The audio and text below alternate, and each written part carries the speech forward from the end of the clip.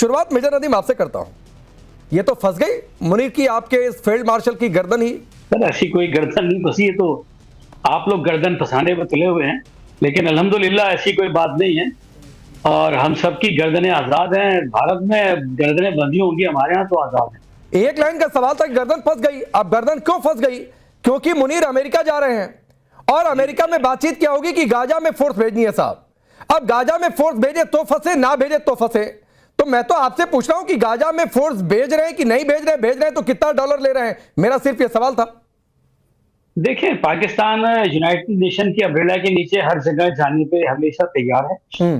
थोड़ा सा इधर इश्यू है क्योंकि इसराइल के साथ डायरेक्ट कन्फ्रंटेशन हो सकती है पाकिस्तान की, इसलिए पाकिस्तान इसको अवॉइड करना चाहता है। मोर ओवर उनकी जो डिमांड है कि जी हमास को जो है वो डिसआर्म करें और उधर से इजराइल जो है वो अपने जो लीगल ऑब्लिगेशन है वो भी पूरे ना करे, तो इस मामले में पाकिस्तान के लिए थोड़ी सी दिक्कत है, दुश्वारी है। लेकिन डेफिनेटली हमारे जो ऊपर अरबाब सरदार बैठे हुए हैं इस वक्त, जो लोग डेफिनेटली वो सोच समझ कर इंशाल्लाह ताला बेहतर फैसला करेंगे। नहीं, हमेशा यूनाइटेड नेशन की अम्ब्रेला यही तो दिक्कत है कि सोचते समझते नहीं है। मैं बहस सर मुस्कुरा रहे हैं, मैं उधर जाना चाह रहा हूं, लेकिन उससे पहले आरजू को लेकर आता हूं डिबेट में। आरजू ये मानने को तैयार नहीं है कि गर्दन फंसी है गाजा वाले मामले पर, और गर्दन ऐसी फंसी है कि ट्रंप की माने तो भी मुश्किल। फिर इधर क्या होगा? अच्छा मान जाए तो मुस्लिम ब्रदरहुड का क्या होगा? अच्छा अगर मान गए तो मैं तो आपका भी एक वीडियो देख रहा था जिसमें 1000 की $10,000 पर सोल्जर लेने की यानी सेना ही किराए पर रखी हुई है। तो ये मानने को तैयार नहीं है, आराम से कॉफी पी रहे हैं मेजर नदीम। देखिए, यूनाइटेड नेशन अपनी सैलरी खुद देती है और वो अपने सोल्जर्स को देती है, ठीक है। और ये तमाम आरजू को सुनिए, अभी इस पर भी बातचीत हो जाएगी, सैलरी पर भी बातचीत हो जाएगी। पैसे लेके हम कोई किराए के कातिल नहीं है, अल्हम्दुलिल्लाह। हम एक पाकिस्तान की एक रेगुलर आर्म फोर्सेज है दुनिया में जनाब, 7वें 8वें नंबर। अरे हर आर्मी और हर मुल्क की फोर्स उसकी रेगुलर ही फोर्स होती है मेजर नदीम, ये बताने की जरूरत नहीं है। आरजू को सुनिए, आरजू होती है, देखिए आपके मुल्क जी, देखिए मेरे ख्याल से पाकिस्तान ने कभी भी, हमने हमेशा से बात की है कि पाकिस्तान को अपनी इकोनॉमी पे काम करना चाहिए, जो अनफॉर्चुनेटली नहीं किया जाता। जो गवर्नमेंट भी आती है या जो लोग भी जिन पावर में आते हैं, जिनके हाथ में मुल्क चलाना होता है, वो अपना टाइम निकालते हैं, अपनी जो करप्शन करनी है वो करते हैं और उसके बाद निकल जाते हैं।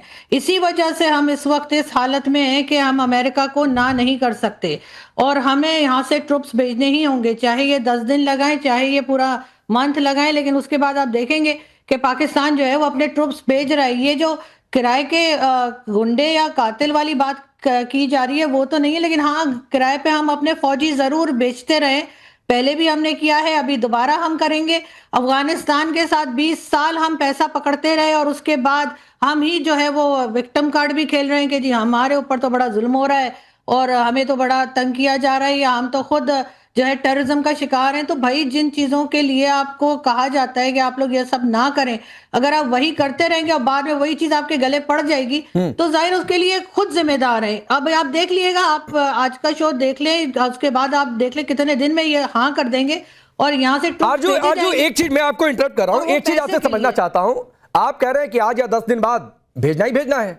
अब सोचिए कि गाजा में मुनीर ने अपनी फोर्स भेजी, पाकिस्तान की फोर्स वहां पर गई, तो इसका मतलब क्या है कि इसके समर्थन में जाएगी? जाहिर सी बात है, काम किसका करेगी? इजराइल का करेगी। अब जहां तक मेरी जानकारी है कि पाकिस्तान के पासपोर्ट पर लिखा हुआ है कि यह पासपोर्ट दुनिया में सबके लिए वैध है एक्सेप्ट इजराइल। अगर मैं गलत हूं तो मुझे आप बता दीजिएगा कि मैं गलत हूं। जी ऐसे तो अगर हाँ ठीक है ऐसा ही है ना, तो गाजा में जाकर किसका समर्थन करेंगे? इजराइल का, क्योंकि निहत्था किसको करना है, डिसआर्म किसको करना है? हमास को करना है। तो फिर क्या होगा आरजू ये मुस्लिम ब्रदरहुड का? क्या होगा मुल्ला मौलवी जो मुनीर बने फिरते हैं आर्मी चीफ से ज्यादा? क्या होगा इस इमेज का? देखिए वो इमेज जो है ना उसकी तो हमें परवाह नहीं है। अगर हमें अपनी इमेज की परवाह होती ना तो हम चाइना को कह रहे होते कि वो जो मुस्लिम्स के साथ कर रहा है चाइना के अंदर, तो हमारी अभी तक आवाज उठ गई होती। लेकिन जाहिर है चाइना के साथ हमारा बिजनेस है, चाइना से हमें पैसा मिलता है, चाइना हमें सीपीसी के नाम पर जो है वो फंड करता है, जगह जगह हमें साथ देता है। तो हम वहां पर हमें ना मुसलमान नजर आते हैं और ना उनके ऊपर होने वाला जुल्म नजर आता है। तो इसी तरीके से यहाँ पर भी अगर हमारी कीमत सही लग गई, अगर हमारी बोली सही लगा दी अमेरिका ने, तो यहाँ भी हम बात नहीं करेंगे और हम इजराइल को हो सकता है किसी वक्त तस्लीम भी कर लें। कुछ इस किस्म की चीजें भी यहाँ पर चल रही हैं जो आई डोंट नो आप तक पहुंची है या नहीं, लेकिन इस किस्म की बात भी की जा रही है। और फिर एक दिन मेजर नदीम यही बैठ के बता रहे होंगे क्या करें भाई, वो भी तो इंसान है, तो हमने उन्हें तस्लीम कर लिया। तो हम टाइम के हिसाब से इसराइल एकदम अपने आप को जो है ना चेंज कर लेते हैं। देखिए उस पर हमारा एक स्टैंड है। स्टैंड ये है कि वो फलस्तीनी रियासत को तस्लीम कर देता है। दो रियासती हल है, ठीक है। जैसे हम कश्मीर में भी कहते हैं ना कि आप कश्मीर का मसला हल कर लें और आप दोस्ती कर लें, हमारे साथ बैठ जाए, इसी तरह दो रियासती हल है फलस्तीन का और इसराइल के कॉन्फ्लिक्ट का। अगर वो दो रियासती हल कर लेते हैं तो फिर डेफिनेटली वो आगे पाकिस्तान देखेगा कि क्या रास्ता है इब्राहिम अकॉर्ड के लिए भी। अब सुनिए मेजर नदीम, मैं आगे बढ़ूं, आप इसमें कश्मीर को गुस्सा लाए। अच्छा, कश्मीर पर अगर आप बातचीत करना ही चाहते हैं, मैं तो कह रहा हूं हम तैयार हैं मेजर नदीम, मैं कह रहा हूं हम तैयार हैं। और यहां से बहल सर, माथुर सर दोनों लोग इस पर ग्रीन सिग्नल, और आप कहेंगे तो भारत सरकार भी ग्रीन सिग्नल देगी। एक तरीका है, मैं आपको बता रहा हूं, एक तरीका ये कि जो कश्मीर आपने कब्जा रखा है, जो पीओके है, उसे छोड़ दीजिए, बात खत्म। आइए दोस्ती करते हैं, बातचीत करते हैं, बाकी के मसलों को भी हल कर लेते हैं, क्या दिक्कत है? वो पीओके आप छोड़ दीजिए। जिस दिन मेजर नदीम यहां बैठकर आप कहेंगे ठीक है पीओके छोड़ा, ठीक है टेररिज्म छोड़ा, आप देखिएगा फिर हालात सुधर जाएंगे। हमारे तो है ही बेहतर, आपके भी बेहतर होने शुरू हो जाएंगे। सबीन सईद, ठीक है सर, ठीक है सबीन सईद, जो बात आरजू कह रही है, ठीक है सर, आगे बढ़ने दीजिए। जो बात आरजू कह रही हैं और जो मेजर नदीम कह रहे हैं, फोर्स जानी है, तो कल को क्या यह स्थिति भी आ जाएगी कि इजराइल को मान्यता दे देगा पाकिस्तान? और फिर एक और बड़ी बात आरजू ने कह दी कि बोली लग जाए, फिर क्या मुल्क, क्या पाकिस्तानी सब गिरवी रखने के लिए तैयार है? देखिए, सबसे पहले तो मोहतरमा ने जो बात की है कि पाकिस्तान इजराइल को तस्लीम कर सकता है, मैं आज आपके शो में बैठ के इन खातून को ये चैलेंज कर रही हूँ कि आने वाले वक्त में, मुस्तकबिल में, अगर कभी पाकिस्तान ने इसराइल को तस्लीम किया, खुदा न खास्ता पाकिस्तान ऐसा करेगा नहीं, लेकिन अगर कभी पाकिस्तान ने इसराइल को तस्लीम किया, मैं आपके शो में या कि इंडिया के किसी भी शो में मुझे बुलाएगा, मैं इनसे माफी मांगूंगी। लेकिन मैं इनको ये बता रही हूँ कि अगर पाकिस्तान ने, क्योंकि पाकिस्तान इसराइल को तस्लीम तो नहीं करेगा, अगर ऐसी कभी नौबत आई तो मैं इनसे माफी मांगूंगी। लेकिन इन खातून को, मैंने आपको पहले भी काफी दफा आपसे रिक्वेस्ट की है, आज भी कर रही हूँ, खुदारा इनके साथ पाकिस्तान का झंडा मत लगाया कीजिए। ये वो लोग हैं जो पाकिस्तान के नाम पर कलंक हैं और ये गद्दार हैं एक तरह से। ये लोग माजरत, मैं बतौर पाकिस्तानी इनको एक्सेप्ट नहीं करती। अब आपका आई गेस टॉपिक था आसिम मुनीर के हवाले से कि वो कौमी फौज तैनात करने जा रहे हैं, उस हवाले से देखिए, ये बात अभी छिड़ी है। अभी आसिम मुनीर साहब विजिट करेंगे, वो अमेरिका जाएंगे, डोनाल्ड ट्रंप से मुलाकात करेंगे, वहां पर जाकर इस हवाले से बातचीत होगी। और ये कोई इतना छोटा मोटा प्रोसीजर नहीं है। और ये खातून कह रही है किराए के डाकू, मोहतरमा, इन्हीं किराए के फौजियों की वजह से, इन्हीं किराए के डाकू की वजह से आप आज जिस भी मुल्क में बैठी हैं, आप सुकून से बैठी हैं।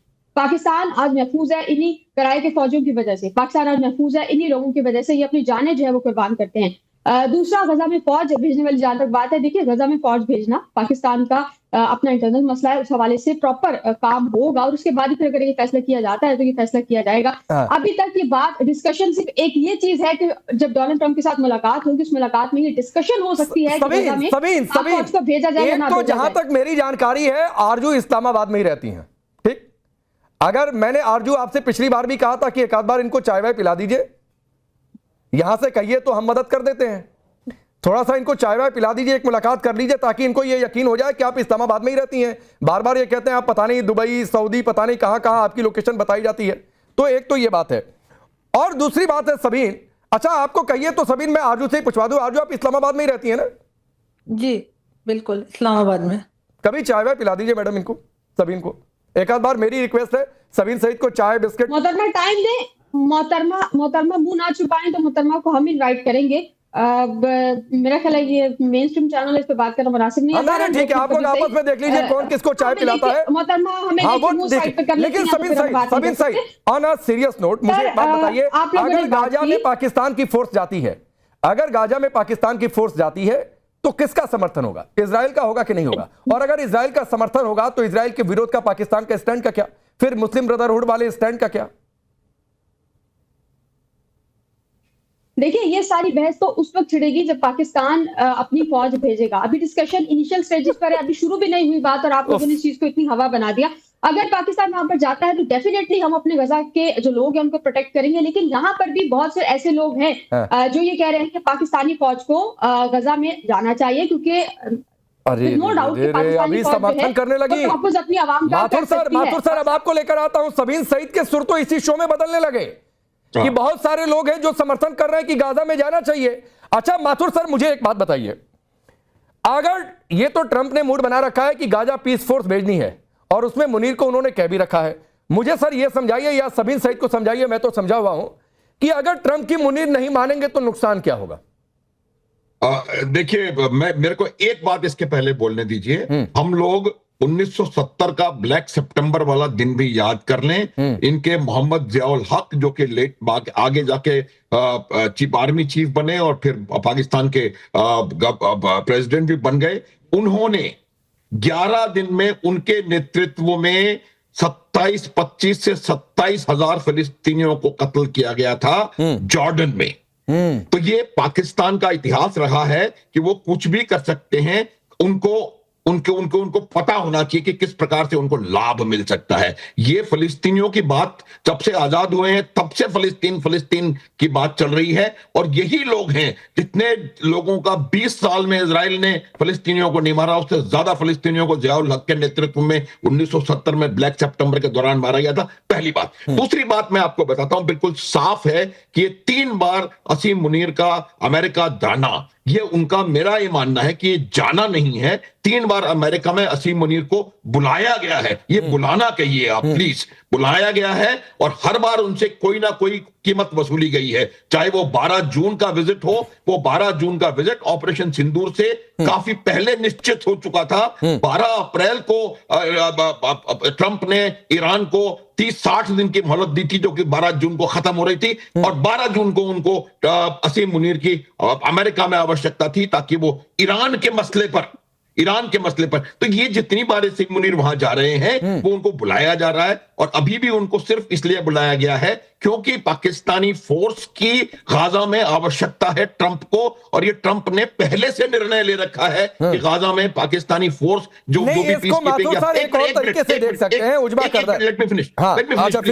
और जहां आपका जो प्रश्न है, इनको नुकसान क्या होगा, ये जितने भी कंसेशंस पाकिस्तान को अमेरिका असीम मुनीर के मार्फत दे रहा है, वो तमाम कंसेशंस इस बात को ध्यान में रख करके दिए जा रहे हैं कि वो पाकिस्तान गाजा में अपनी सेनाएं भेजेगा। अगर इसको सेना भेजने के लिए उन्होंने मना किया तो आप देखेंगे कि आने वाले समय में किस प्रकार से ट्रंप इनकी आर्म ट्विस्टिंग करेगा। इस प्रकार से ट्रंप जो अभी नहीं, वो ट्विस्टिंग तो अभी से हो रही है सर। वो ट्विस्टिंग अभी से हो रही है, उस पर मैं आगे बातचीत करूंगा। वो ट्विस्टिंग अभी से हो रही है। लेकिन उजमा करदर, जो बात माथुर सर ने कही है, एक तस्वीर याद आती है। आप लोगों ने बड़ा सीना ठोंक कर कहा कि लंच करके आए हैं, जबकि वो लंच तो शहबाज शरीफ का हक था ट्रंप के साथ करने का, जो मुनीर करके आए, खैर कोई भी करके आए।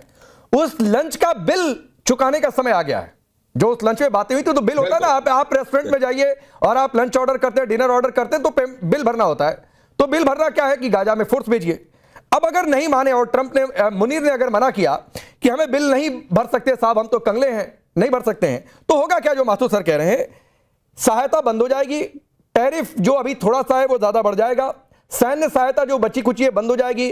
कुल मिला जुलाकर स्थिति यही है कि आपको खुद को नीलाम करना है। देखिए, मुझे बिल्कुल समझ आ रही है, आप लोगों को बेइंतहा तकलीफ हो रही है और आप बहुत इस वक्त जो हैं वो दुख में हैं कि अमेरिका और पाकिस्तान के जो ताल्लुकात हैं वो इतने अच्छे क्यों हैं। वहां पे इतनी जबरदस्त स्ट्रेटेजिक रिलेशनशिप इनकी बिल्डअप हो गई है। डोनाल्ड ट्रंप जो है वो मैं अब भूल गई हूँ कितनी दफा उन्होंने हमारी पाकिस्तान की और हमारे फील्ड मार्शल की और हमारे प्राइम मिनिस्टर की तारीफें की हैं। वो जब मुंह खोलते हैं तारीफ करते हैं। अब आपका दिल जलोगा, अब क्या हम इलाज कर सकते हैं? ये आपने आरजू को तो लाके बिठा दिया, पता नहीं है इस्लामाबाद आरजू से क्यों इतनी, आरजू से क्या अदावत है उजमा करदर? हाँ, वो जैसे आपको बुलाया, जैसे सबीन को बुलाया, वैसे ही आरजू को भी बुला लिया, वैसे ही मेजर नदीम को भी बुला लिया। मेरी बात तो मुकम्मल होने देना, एकदम मुकम्मल करिए। बोलते हैं तो बात तो मुकम्मल नहीं हो सकती है ना। ये आरजू जो है बैठी जो बोलियां लगा रही हैं, इनको अलिफ से बे कुछ नहीं पता पाकिस्तान के मुतालिक। इनको ये कोई फॉरेन मिनिस्टर बैठी हुई है पाकिस्तान की, जो ये पाकिस्तान के बिहाफ पे स्टेटमेंट्स दे रही हैं, फलानी बोली लग जाएगी, फलानी बोली लग जाएगी। वो आप अपने मुतालिक गौर करें कि भाई आप अगर बोलियां लगवा रही हैं तो ये कहाँ से बोलियां लगेंगी। देखिए, पाकिस्तान जो है वो डे 1 से वो फलस्तीन के पीछे खड़ा है और हम खड़े रहेंगे। हमारा दो टोक फैसला है कि जो जेनोसाइड हो रहा है, जो कत्लो गारत हो रहा है, जो मासूम जानों को वहां पे जो शहीद किया जा रहा है, पाकिस्तान जो है वो अपनी पूरी कौम जो है वो इस वक्त फलस्तीन नहीं, गाजा में सेना भेजकर कौम के पीछे कैसे खड़ी रह जाएंगी उजमा करदर? मुझे नहीं समझ में आ रहा है ये। वहां जाकर इजराइल से लड़ेंगी गाजा में कि हमास से लड़ना है? ये आपके दिमाग का खलल है। मेरे दिमाग का क्या खलल है? ये आपके दिमाग का खलल है। आप एक खुद ही चीज इमेजिन कर लेते हैं जिसका वजूद ही कोई नहीं। अभी अगर जा रहे हैं हमारे फील्ड मार्शल अमेरिका, आपको क्या पता कि वो क्या करने जा रहे हैं? गुलामी करने? क्या पता उनका क्या एजेंडा है? गुलामी करने, टुकड़े बटोरने, इतने के लिए ही जाते हैं। आप अपने दिमाग से कुछ स्पिन स्टोरी बना लेंगे और फिर इसको जनाब आप झूठ को और डिसइंफॉर्मेशन को आरजू, चूंकि बहस में आ रहा हूं, आरजू 30 सेकंड जरा इनको रिप्लाई करिए। बार बार आपका इन्होंने नाम लिया और एक तो आपसे बड़ी न जाने क्या अदावत है। सलीम को भी अदावत, नदीम को भी अदावत, उजमा जी को भी अदावत है। आपको पाकिस्तानी नहीं मानते। खैर चलिए, ये आप लोगों का विषय है। अभी भी उस शिकस्त से आप निकले नहीं। फिर आप चली गई। किसकी शिकस्त? काहे की शिकस्त? सुनिए आरजू को सुनिए। एक मिनट, ये तो देखिए, मेरे ख्याल से पाकिस्तान को किसी भी और की जंग में नहीं पड़ना चाहिए। पहले ये अफगानिस्तान की जंग में पड़े और उसके बाद ये हम नहीं कह रहे, ये एक बिल्कुल हकीकत है कि हमने डॉलर पकड़े और हम अफगानिस्तान की जंग में कूद गए। अब वही चीज हम जाकर गजा में करने जा रहे हैं और अफगानिस्तान के साथ आज हमारा क्या प्रॉब्लम चल रहा है सब जानते हैं। और फिर आगे वही प्रॉब्लम हमें जो है वो दोबारा देखने को मिल सकता है। मैडम, मेरी बारी है, मुझे सुन तो ले। मुझे सुनेंगी नहीं तो मुझे बुरा भला कैसे बोलेंगी? एक्सेप्ट कर लेंगे। अरे मेरी बात तो सुन ले, फिर मुझे बुरा भला कहिएगा ना। खुदारा हटा दें। ये हमको हरगिज़ बर्दाश्त नहीं है कि आप इनके पीछे पाकिस्तान का झंडा लगा दें। नहीं, जब किसी सूरत अब उजमा करदार मत आरजू की सूरत पर जाइए। अच्छा, जब तक उजमा करदार जो है वो मेरे YouTube चैनल पे आ चुकी है, मेरे टीवी चैनल पे आ चुकी है, हर जगह बैठी होती है। यहाँ कह रही है झंडा मत लगाओ। मतलब अजीब बात कर रही है मैडम। अगर कोई आपसे हटके बात करेगा तो आप कहेंगी झंडा मत लगाओ। फिर आप मेरे YouTube चैनल पे क्यों आई थी? फिर आप मेरे टीवी चैनल पे क्यों आई थी? मतलब वहां भी झंडा लगाते हैं। कमाल के लोग बुलाते हैं आप लोग कि ये बजाय अपने आर्गुमेंट से किसी को। चलिए उजमा करदार प्लीज। मैडम एक तो आपको एक्सपोज कर दिया आरजू ने कि आप इनके YouTube चैनल पर जाकर बैठ जाती हैं, यहाँ पर आकर कहती हैं कि पाकिस्तान क्यों लिख दिया। तो रुक जाइए, ये रेडियो कमेंट्री का शो नहीं है मैडम। कम से कम सबीन और मेजर नदीम से ही सीख लीजिए। कम से कम सबीन और मेजर नदीम से सीख लीजिए कितनी डिसिप्लिन के साथ वो अपनी बारी का इंतजार कर रहे हैं। तो थोड़ा सा रुक जाइए। बोलिए आरजू जी। देखें, अगर किसी को मेरी बात अच्छी नहीं लग रही तो अपनी बात से आप मुझे गलत साबित करें ना। मेरे ऊपर पर्सनल अटैक किस खुशी में कर रहे हैं कि ये पाकिस्तानी नहीं लगती तो ये नहीं लगती तो वो नहीं लगती। तो बहरहाल बात सारी है कि हमने पहले अफगानिस्तान की वॉर में हम पड़े और वहां से हमें नुकसान हुआ और आज तक हम भुगत रहे हैं। और अगर हम फिर एक बार किसी और की जंग में गए और हमने वहां जाकर फिर कोई हिस्सा डाला तो यकीनन अमेरिका तो अपना काम निकलवा के हाथ झाड़ के चला जाएगा, जैसे वो अफगानिस्तान से चला गया। तो ये ना हो कि हम जैसे कहते हैं ना कि नजदीकी फायदे से पहले दूर का नुकसान देखना चाहिए। तो ये ना हो कि बाद में फिर हमें कोई नुकसान हो कि हम गजा पहुंचे और बाद में हम भुगतते रहे जो हम अफगानिस्तान के साथ भुगत रहे। ठीक है, अब बहल सर आपके पास आता हूं। माफी के साथ थोड़ी देर से आया आपके पास। अब ये आप जरा इन्हें समझाइए कि कैसे, क्योंकि ये मानने को तैयार नहीं है कि मुनीर की गर्दन फंसी है। ये मानने को तैयार नहीं है कि गाजा में फोर्स भेजना इजराइल को समर्थन करना है। फिर तो आरजू की बात वो सही है कि भाई ठीक है, सब कुछ नीलाम है, कुछ है नहीं, या फिर मुनीर को सिर्फ अपना फायदा दिख रहा है। आपका विश्लेषण क्या है इस पूरे मसले पर? मैं एक पंजाबी की कहावत कहता हूं, एक साइड ता खूहेगी तो दूसरी साइड ते खाई।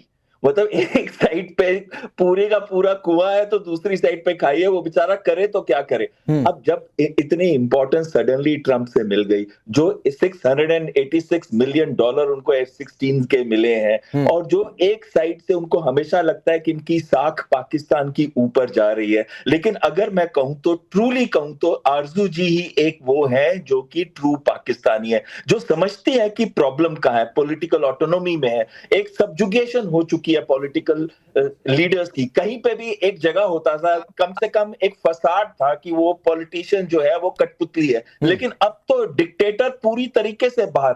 ऐसे डिसीजंस जो लिए जाते हैं अलग अलग देशों के अंदर, वो उनके पॉलिटिकल लीडर्स लेते हैं। एक मुनीर नहीं लेता है, एक आर्मी का चीफ नहीं। हमारा तो आर्मी का चीफ देखिए बिल्कुल ऐसी चीजों में बातचीत नहीं करता, वो जो भी कहता है हमारी पॉलिटिकल लीडरशिप जो कहेगी। लेकिन यहाँ पे मुनीर कहता है जो मैं कहूंगा वो ही मानेंगे। और अगर इनको जो प्रोटेक्शन की बात कर रहे थे ये मुस्लिम्स की, इससे पहले मैं एक चीज बोलना चाहता हूं उसके बारे में कि ट्रंप इनको क्यों चूज कर रहा है।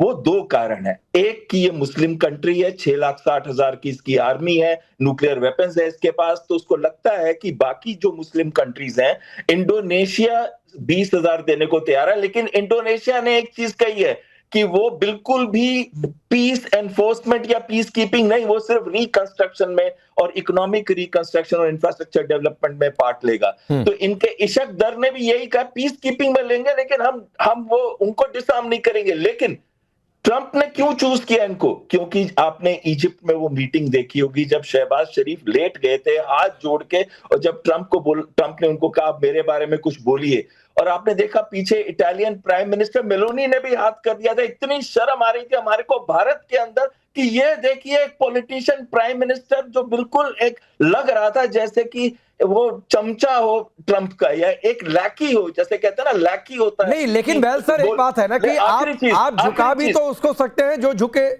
या फिर जो झुकने की कंडीशन में हो। नहीं, इसमें एक चीज कहना चाहता हूं मैं, बड़ी अहम है। उनको ये पता है ट्रंप को कि कल अगर ये लोग 20,000 की सेना देते हैं, चाहे $10,000 पे दें या कितने में भी दें, तो जो मैं इनको कहूंगा ये करेंगे। मुनीर को कहूंगा तो मुनीर करेगा, शहबाज शरीफ को कहूंगा तो वो करेगा। अगर वो कहेंगे डिजाम करो तो ये डिजाम भी करेंगे। आज बोल रहे हैं नहीं करेंगे। आपको अगर मैं याद दिला दूं 1971 की, मैं उनको 1971 की याद दिला दूं, आप जल मुस्लिम को मारा था बांग्लादेश के अंदर, लाखों महिलाओं के साथ दुष्कर्म किए थे। ये वही पाकिस्तान आर्मी है। 25,000 फिलिस्तीनियों को इन्होंने मारा था 1970 में जॉर्डन के अंदर। ईरानियंस को बेच आए थे कि हमारी एविएशन एयर स्पेस ले ले। ये कौन से पॉलिटिशियन है? इनको शर्म भी नहीं आती कि अपने देश की साख के लिए लोग जान दे देते हैं। आपके प्राइम मिनिस्टर ठीक है, मैं आगे बढ़ता हूं। मेजर नदीम आपके पास आता हूं जो बहल सर ने कहा, लेकिन उससे पहले सभी सही एक कमेंट आपका। एक मिनट सर, एक मिनट उज्ज्वल जी रुक जाइए। सभी सईद, ये आपके मुल्क की तारीख में है, और ये मैं नहीं कह रहा हूं, आपके वजीर आजम, आपके डिफेंस मिनिस्टर, ये सब लोग कह चुके हैं कि हमने अमेरिका के कहने पर बहुत सारे डर्टी काम किए हैं, टेररिस्ट को ट्रेंड किया है। ठीक है, जब किया तब किया। रुक जाइए उज्ज्वल जी, जब किया तब किया। अब एक बार फिर से आप डर्टी ट्रिक करने जा रहे हैं अमेरिका के कहने पर आप लोगों की भाषा में, तो फिर हालाते अंजाम क्या होगा? आपको ये किसने कहा कि ये डर्टी ट्रिक अमेरिका ने हमें कही है? देखिए, पाकिस्तान जो कुछ करता है, हम एक आजाद मुल्क हैं, हम अपने मुल्क के लिए क्या सही है क्या गलत है हमें पता है। और अगर पाकिस्तान के अगर आसिम मुनीर अमेरिका जा रहे हैं, डोनाल्ड ट्रंप से मुलाकात के लिए जा रहे हैं, तो उनको पता है कि उन्होंने वहां पर जाकर क्या करना है। आप लोगों के जिस किस्म के ब्रिगेडियर और उस लेवल के बंदे यहाँ पर बैठे होते हैं, माजरत के साथ मैं मैडम प्लीज मैं रोक, आज मैं किसी को टोक नहीं रहा हूँ, मैं आपको टोकता हूँ। ये किस किस्म के ब्रिगेडियर? मैंने मेजर नदीम को तो कहा नहीं कि किस किस्म का मेजर बिठा रखा है, कैसे कैसे किस किस्म के मेजर बना रखे हैं। मेजर आपके यहाँ का फील्ड मार्शल मुनीर मौलवी ज्यादा बनता है, मैं उस पर टिप्पणी तो कर नहीं रहा हूं, तो मत बौखलाइए मैडम इतना। दुनिया जानती है कि गाजा में स्टेबलाइजेशन फोर्स कौन बना रहा है, किसने इसका दुनिया के सामने ऐलान किया है? ट्रंप ने ऐलान किया है। आप आंखें बंद कर लेंगी तो रात और अंधेरा नहीं हो जाएगा। और मुनीर की इस मुलाकात का ये पूरी दुनिया जानती है कि पहला बड़ा एजेंडा यही है कि वहां पर पीस फोर्स में जाना है। बीच में नहीं बोली, हाँ ठीक है, मैं बीच में नहीं आता, तो मत कहा करिए। फिर आप अपनी मुल्क में अपनी सेना को देखिए, किस किस्म की सेना है जो साबुन तेल गदा संदेश देती है। हमने तो नहीं कहा आप झूठ बोल रहे हैं, हमने तो नहीं कहा कि आप झूठ बोल रही हैं। सभी ने अपनी बात पूरी करिए।